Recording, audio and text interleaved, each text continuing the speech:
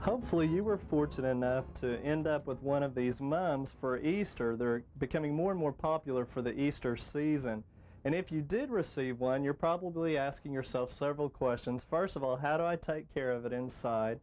Then can you get it to rebloom, and will it grow outside?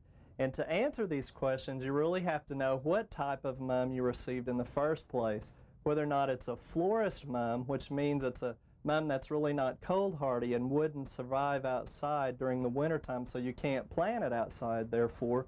Or if it's a garden mum, obviously it's one that can be planted outside and it will survive as a perennial. And really there's not any way to know by looking at them, so it's best to ask the place you purchased it from unless it has a tag. And sometimes the more delicate frilly flowers that are a little bit more showy as far as design a lot of times indicate that it's a florist mum, but that's not always a given compared to the garden mum that's more of a button mum that's a little bit tighter.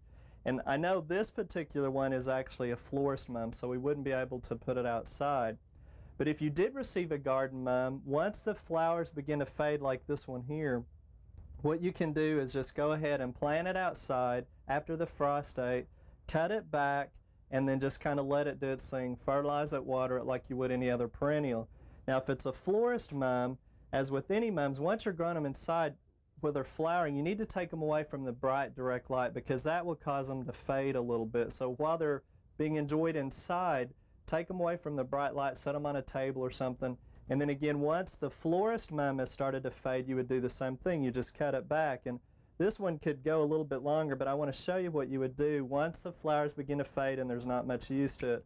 Hopefully the foliage is still going to be pretty good shape and green, and you just want to cut all that off and put it in your compost pile. Then if it's root bound, which chances are it would be one that you purchased, I would go ahead and repot it again. And usually you want to bump it up a pot a little bit bigger, one size bigger. And so we'll take it out, and you can see that one is root bound. And we'll pull apart the roots a little bit at the bottom so they won't continue to grow in a circle like that. And we'll pot it up. Now I've also noticed there's some flower buds on the bottom there. Go ahead and pinch those off because you don't want it to bloom again for you just yet. And we'll put the rest of the soil in. Now's the time that you can actually move the plant into bright light.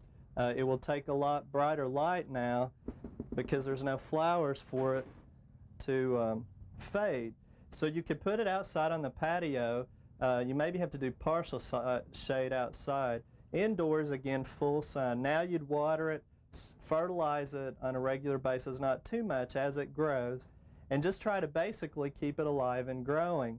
Now to get a plant like this to reflower, you're going to have to manipulate it with a darkness modified outside. And the best way to do that for 13 to 15 hours coming up in the fall, cover it up with a box like this.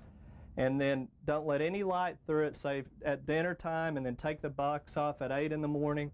Stick it back in the full sunlight, and you would do that going into the fall just like the temperatures and the light outside naturally do. Once you see buds starting to show, then you just go ahead and let them form. Once it blooms, keep it out of the bright light again. Enjoy the beauty.